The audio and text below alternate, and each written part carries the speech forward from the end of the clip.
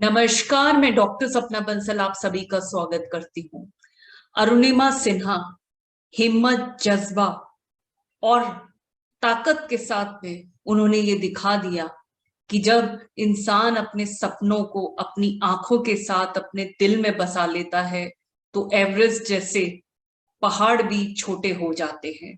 Mount Everest पे चढ़ने वाली पहली विकलांग महिला, जिनकी स्टोरी सुनने के बाद में हर व्यक्ति को इतना कुछ सीखने को मिलता है कि अपने जीवन में जब भी आप निराश हो, हताश हो, अरुणिमा सिन्हा से आप बहुत कुछ सीख सकते हैं। वो पहली महिला पर्वतरोही है जो कि विकलांग होते हुए भी माउंट एवरेस्ट तक चढ़ी। ना केवल माउंट एवरेस्ट बल्कि दुनिया के सातों पीकों को भी उन्होंने तय किया। अरुणिमा सिन्हा का जन्म जुलाई 20 को 1988 में उत्तर प्रदेश के अंबेडकर नगर में हुआ था। पूर्व बॉलीवुड खिलाड़ी हैं और उनका हमेशा जज्बा बहुत ही फाइटर वाला रहा। 11 अप्रैल 2011 को पद्मावती एक्सप्रेस से लखनऊ से दिल्ली जा रही थी। करीबन रात में 1 बजे के आसपास कुछ मनचलों ने उनकी चेन खींचने के उद्देश्य से उनको ट्रेन से बाहर फेंक दिया। वो ट्रेन से जब बाहर फेंक दिया, वो करीबन, मैं आपको बताना चाहूंगी, रात में 1 बजे का समय था। बरेली के आसपास उनको फेंक दिया गया था और 2 ट्रेनें आपस में आ रही थी। जब ट्रेनें आ रही थी उनका पैर उसी ट्रेन में आ गया और पूरी रात 40 से 50 ट्रेनें उनके ऊपर से गुजरती रही। उनका एक पैर वहीं खत्म हो गया था। दर्द से करहा रही थी, चीख रही थी, लेकिन कोई भी सहायता के लिए नहीं आया। पूरी रात जब ट्रेनें गुजरती रहीं तो कई सारे चूहों ने उनकी शरीर के स्किन को भी खा लिया। वो उस दर्द से करहा रही थी। जब सुबह हुआ तो उनको वहीं के पास के एक हॉस्पिटल में ले जाया गया और वहां पता चला कि एनेस्थीसिया भी नहीं था। और उनको पहला जो ट्रीटमेंट मिला वो ट्रीटमेंट बहुत ही दर्दनाक था, क्योंकि उस समय डॉक्टर के पास में कुछ भी अवेलेबिलिटी नहीं थी। लेकिन अरुणिमा ने कहा कि जब 40-50 ट्रेनें रात भर मेरे शरीर में से गुजर चुकी हैं तो आप मेरा ऑपरेशन इसी स्थिति में करिए। आप सोचिए उस महिला की उस समय की स्थिति को। और जैसा कि हमारे हिंदुस्तान में होता है, रिश्तेदार परिवार वाले आए तो अरुणिमा के बारे में पूछने से ज्यादा उनको ये चिंता थी कि अब लड़की है, मध्यम वर्गीय परिवार से है, कैसे अपने जीवन यापन करेगी, एक पैर के बिना कैसे रहेगी, शरीर में जानी कितने फ्रैक्चर थे।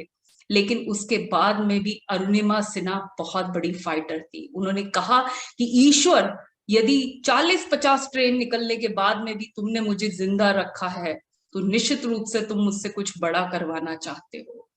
उन्होंने अपने पैर को अपनी कमजोरी नहीं बनाया। उसके बाद में वहां से उन्हें एम्स हॉस्पिटल में भर्ती कराया गया, जहां वो बहुत लंबे समय तक, 4 महीने तक उनका इलाज चला और कृत्रिम पैर उनको लगाया गया।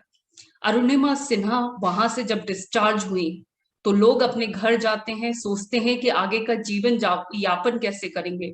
लेकिन अरुणिमा सिन्हा ने कहा कि वो विछेंद्रिय पाल से मिलना चाहती है। वो सीधे विछेंद्रिय पाल से मिली और विछेंद्रिय पाल से जब मिली, जब उन्होंने कहा कि मैं दुनिया के माउंट एवरेस्ट पर चढ़ना चाहती हूँ, तो जानते हो विछेंद्रिय पाल ने क्या कहा? विछेंद्रिय पाल ने कहा कि अरुणिमा सिन्हा, तुम माउंट एवरेस्ट तो कब की चढ़ चुकी हो, बस सिर्फ दिन और तारीख निकलना बाकी है। क्योंकि इस स्थिति में भी यदि तुम्हारा डिटर्मिनेशन इतना स्ट्रांग है तो तुम्हें दुनिया की कोई ताकत हरा नहीं सकती।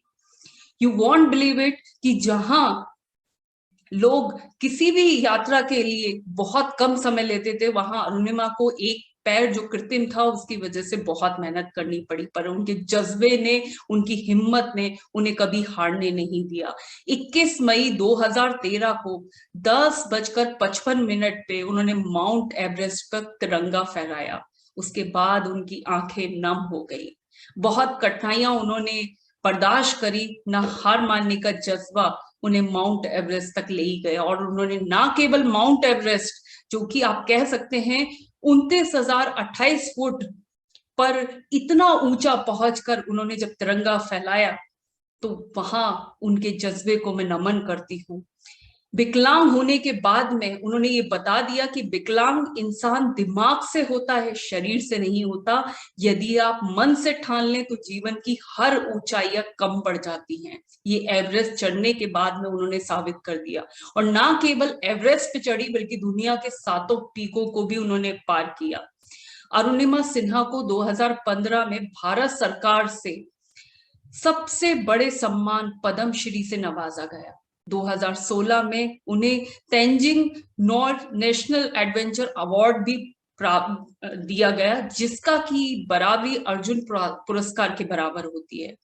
2018 में अरुणिमा सिन्हा को प्रथम महिला पुरस्कार भी प्रदान किया गया और साथ ही साथ उत्तर प्रदेश सरकार से 25 लाख रुपए का चेक भी प्राप्त हुआ और भी कई केंद्रीय सरकार से भी उन्हें 20 लाख रुपए का अनुदान प्राप्त हुआ। उन्होंने बहुत कुछ ये करके बता दिया कि जीवन में यदि ठाना जाए तो कुछ भी असंभव नहीं है। और मैं 2 लाइनें बोलना चाहूंगी कि अभी तो इस बाज की असली उड़ान बाकी है, अभी तो इस परिंदे का असली इम्तिहान बाकी है, अभी अभी लांगा है मैंने समुद्र, अभी तो पूरा आसमान बाकी है, अभी तो पूरा आसमान बाकी है। जय हिंद, जय भारत।